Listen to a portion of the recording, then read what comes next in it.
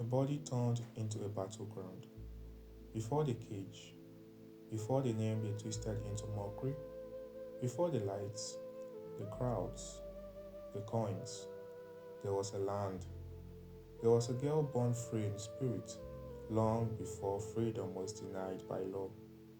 This story begins in a colony built on forced labor, where skin decided destiny and bodies were measured for profits, where conquest arrived not only with guns, but with contracts, classifications, and lies. She did not cross the ocean by choice. She was carried by a system that believed some lives were specimens, not souls. In telling her story, I do not seek spectacle, I seek truth. This is not the legend of the Hottentot Venus as she was referred to by the Europeans. This is the life of Sergio Baartman, or as she was also referred to, Sarah Baartman, a woman whose humanity was denied, but whose memory refuses to erase. Welcome to Echoes of Time TV, where history speaks for those who were never allowed to speak for themselves. Before we continue the story of Sarah Baartman, it is very important for us to look at the geographical background, the expedition, and the forced labor that was introduced in Cape Town so as to understand or get better clarification of how the life of Sarah turned up to be the way it is or it was. The Khoi people, derogatorily called Hottentots by the Dutch colonizers, had lived in the Cape area for at least 1,000 years before April 6, 1652, the day of the arrival of the first expedition led by Jan van Riebeeck. Their displacement and the occupation of their land was prerequisite for the establishment of the colony. Almost immediately, this was followed by the imposition of a system of forced labor for this population.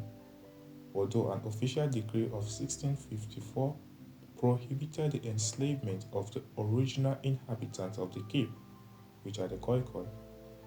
Violence, physical and psychological abuse, dependency and almost total absence of rights were the norms in the system of forced labor imposed on the Khoi people of Cape.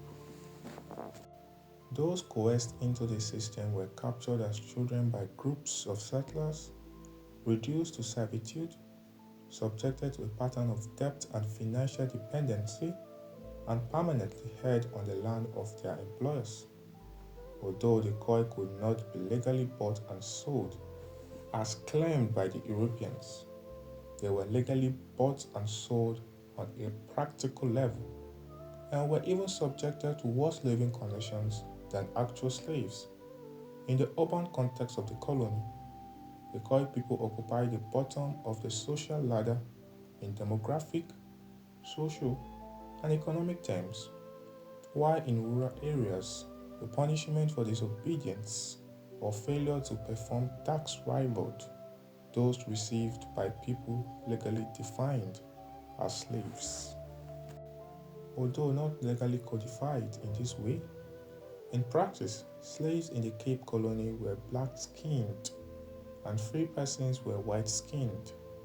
The former were not an autonomous class, but a legally defined subset of the city's subordinate class, which also included the Khoi freed blacks and prized blacks as slaves from other empires apprehended alongside their ships on the high seas were called. Sergeant Baartman also refers to historically as Sarah Baartman was a Khoi woman born near the present-day village of Hankie in rural Cape Dutch colony in the mid-1770s. Her first and last name account for her status as a domestic servant, which began as a child on Baartman's Fontaine farm. Baartman belonged to the Gonaqua subgroup of Khoikhoi who herded cattle in Eastern Cape. Raised on a colonial farm, she lost her mother at 2 years old and later her father in adolescence. At 16, Baartman was forced into slavery following the murder of her fiancé by the Dutch.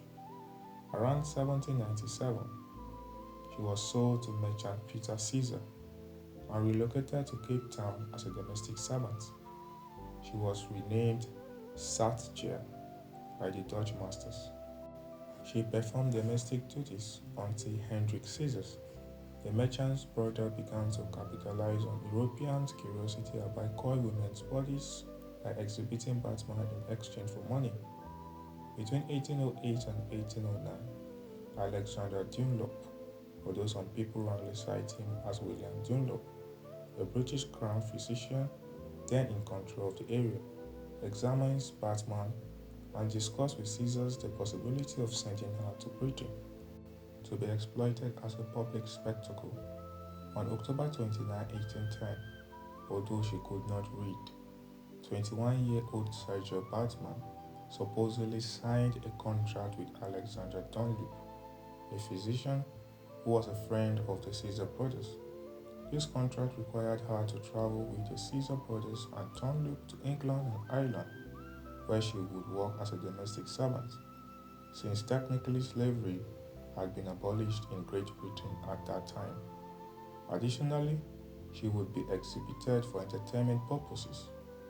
Baartman in return would receive a portion of earnings from her exhibition and would be allowed to return to South Africa after 5 years.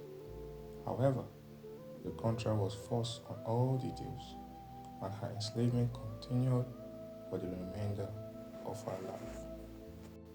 Baartman was first exhibited in London in Egyptian Hall at Piccadilly Circus on November 24, 1810.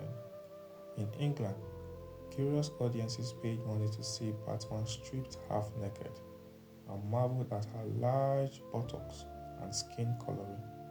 Caged in a building in Piccadilly, famed for its display of strange and unusual specimens and objects, Baartman became a popular attraction among not only British but European tourists. There were, however, strong objections to her inhuman treatment, which quickly drew the attention of British abolitionists, who charged Dunlop and the Caesars with holding Baartman against her will. In subsequent of the investigation, Baartman testified that she was not being mistreated, and after Peter Caesar produced the contract signed by Baartman, the court ruled in favor of Caesar. The publicity generated by the court trial increased Baartman's popularity as an exhibit. She was taken on tours throughout England, and by 1812, as far away as Limerick in Ireland. In the 5 years she spent in Europe, Sarah Baartman was exhibited first by Dunlop and Caesar in Britain as the Hottentot Venus, and then by a man named Henry Taylor in Paris as she was sold to him, where she remained bounded in confinement and died in degrading condition in late 1815. At the height of both scientific speculation about ethnicities considered primitive and freak shows based on European curiosity about the bodies of savages from distant lands, her body continued to be investigated as a sexual curiosity after her death. Sarah Baartman's final humiliation was undergoing examination by Georges Cuvier, a then French director of the Museum of Natural History, concluded in a study published in 1817, as it was referred to in France. I don't know how to pronounce it very well, you pardon me. Histoire naturelle des mammifères, a volume on mammal studies in which Baartman was the only human represented, that the Hottentot body was more closely related to that of the great apes than to the human species, who concluded that she was a link between man and animal.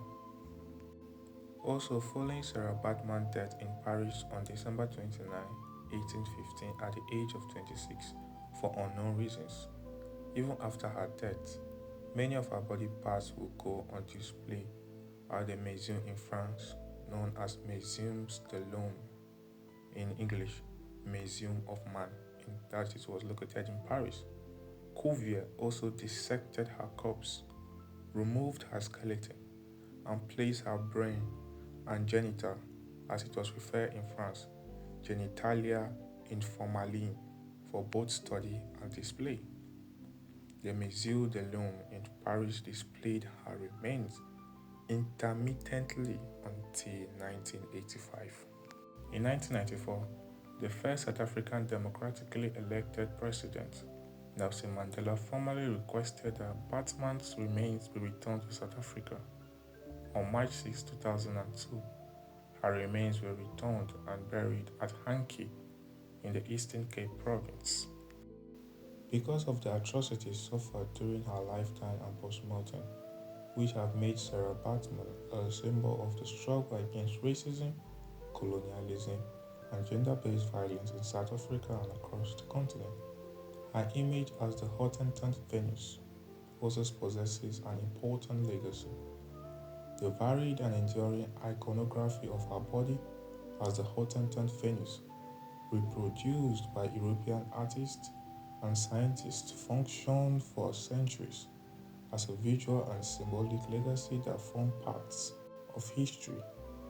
Now, according to a sociologist named Patricia Hills Collins, he said, of subjugating images of black women in which the racist and sexist ideologies that permeates the social structure becomes hegemonic, considered naturally normal and inevitable. In context, what he was trying to explain that certain assumed qualities attributed to black women are used to justify oppression upon them. In conclusion, Sergio Baartman, also known as Sarah Baartman, was one of the first black women known to be subjugated to human sexual trafficking. She was derisively named as the Hottentot Venus by the Europeans, as her body would be publicly examined and exposed inhumanly throughout her young life. Moreover, her experience reinforced the already existing and extremely negative sexual fascination with African women's bodies by the people of Europe. It's so unfortunate that someone will be punished just because she has a naturally large buttocks, something that people go to get now, known as BBL. Anyway, what was taken and what still enjoys that they paraded her body, which was unfortunate, but failed her humanity. They named her an object because acknowledging her as human would indict the world they built. Even in death, they would not let her rest. Her bones were catalogued, her organs displayed, her dignity dissected. In the name of science and empire, yet time has reckoning. The theories collapsed, the empires faded, the lies lost their authority. What remained was the truth. That cruelty dressed as curiosity is still cruelty, and racism dressed as knowledge is still violence. When she finally returned home, nearly 2 centuries later, it was not just a burial, it was a reckoning. Sergio Baartman now stands not as a spectacle, but as a symbol of stolen bodies, silent women, and the long shadow of colonial violence. To remember her is to refuse forgetting. To tell her story is to challenge the systems that made it possible. Because some histories were written on flesh and must be spoken with care, truth, and unwavering remembrance, it's the responsibility of us, echoes of time, to give you this history. Not because we want to indict racism, hatred, but to understand our past and learn from it so as to make the world a better place. Thank you all for listening once again. Catch you up in the next edition.